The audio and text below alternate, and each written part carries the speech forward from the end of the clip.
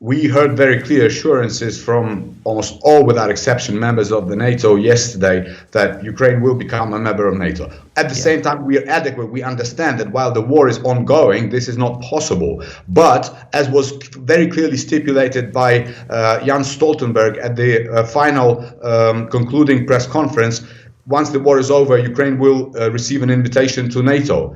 And in the meantime, we will benefit from the comprehensive security guarantees that were given to Ukraine, in particular by the G7 countries yesterday. Amidst all the discussions at the NATO summit, there was a question of gratitude.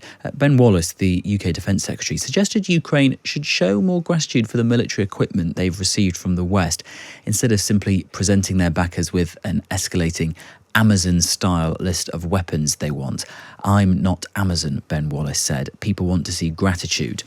He also said, I'll just read this out in full, this quotation, because it's important to get the context of it. He said, "My counsel to the Ukrainians is sometimes you're persuading countries to give up their own stocks of munitions. And yes, the war is a noble war. And yes, we see it as you doing a war not just for yourself, but for our freedoms. But sometimes you've got to persuade lawmakers on the Hill in America. You've got to persuade doubting politicians in other countries that you know it's worth it and it's worthwhile."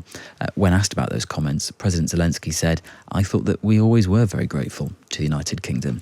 Let's go live to Yuriy Sak. He's an advisor to Ukraine's defence minister. Morning to you. Thank you for your time. Is that a fair point that Ben Wallace was making? Good morning.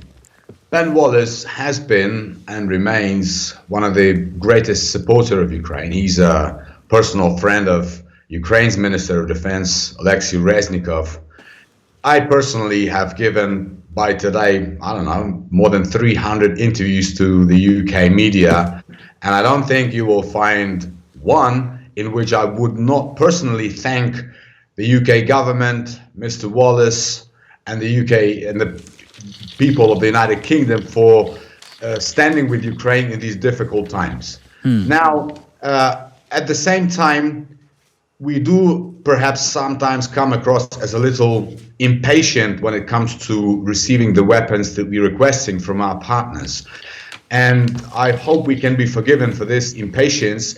But the only reason why we do that is because every day we are a subject of missile attacks. Every day our soldiers are giving their lives on the front lines. Yeah. And, I'm sure that our partners understand that. So our impatience should not be taken as a sign of being ungrateful. We are eternally grateful. And I will repeat, just go on the Twitter handle of our Ministry of Defense, and every day you will see that we don't tire thanking our partners for providing us with military assistance. Yeah. You made that point clear. I wonder how concerned you are about the grumbles, as Ben Wallace has it, that are out there, particularly in the American system, he said. He says, quote, "You'll sometimes hear grumbles not from the administration in the American system, but you'll hear it from lawmakers on Capitol Hill. We've given $43 billion worth of military aid. We're not Amazon." Do you worry about that there are some schools of thought in the political systems in the West that is increasingly questioning, what are we doing with Ukraine?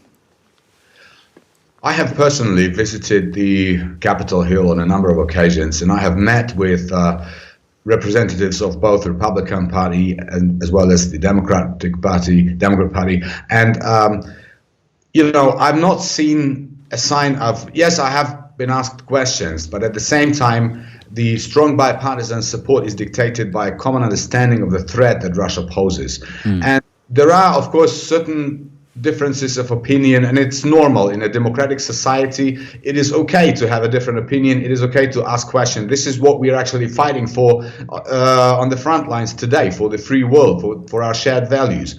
But by and large, we are confident that, and we have seen this during the last 2 days in Vilnius, that our allies, the US, the UK, everybody are standing firmly and their support is unwavering. We have received a long-term commitment for security guarantees. We have received assurances that Ukraine will become a member of NATO alliance. So that's how we see it. Yes, and on that point, assurances that Ukraine will become a member of the NATO alliance. Of course, President Zelensky, and I'm sure you as well, were expecting a lot better than that. It is still just on the horizon, isn't it? It will only happen, quote, "when allies agree and conditions are met. So the offer is there in principle, but it's no closer than it was before this summit.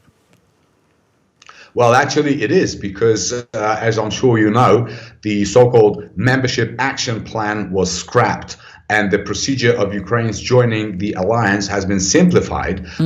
The virtue of this fact. Now, second of all, of course, we are always, like I already said, we're always impatient. And look, I will just tell you one simple example. 10 days ago, there was a funeral in Kiev. We were saying goodbye to a 37-year-old Ukrainian poet, Victoria Amelina. She's a young talent who was killed by a Russian ballistic missile in Kramatorsk when the missile hit the pizza place 2 weeks ago. Now, she wrote beautiful, poignant lines. She said, every time an air raid siren rings out, it almost feels like the whole country is being led to an execution, and then only one person gets killed randomly.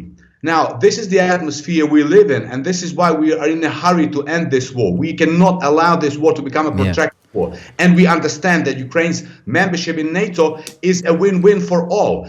Ukraine will, because we are now the only European army with 74 years ago, this is what NATO alliance was created for, to resist the hypothetical threat of Russia. Now we are fighting it in real time. And just finally, on this point, do you fear, as some do, that Ukraine isn't necessarily being offered immediate or NATO membership anytime soon because it could be used as a bargaining chip in some kind of negotiations with Russia further down the line? Namely, as part of the discussions, it could say, well, in exchange for no more aggression from Russia, we'll have some kind of alliance with Ukraine, but we won't admit them as full members of NATO. Do you fear that at all happening? We heard very clear assurances from almost all, without exception, members of the NATO yesterday that Ukraine will become a member of NATO. At the same time, we are adequate. We understand that while the war is ongoing, this is not possible. But as was very clearly stipulated by Jens Stoltenberg at the final concluding press conference, once the war is over, Ukraine will receive an invitation to NATO. And in the meantime, we will benefit from the comprehensive security guarantees that were given to Ukraine, in particular by the G7 countries yesterday. Thank you so much for your time this morning. I appreciate it. Yuriy Sak, an advisor to Ukraine's defence minister on what did and didn't come out of the NATO summit in Vilnius in Lithuania. And you've been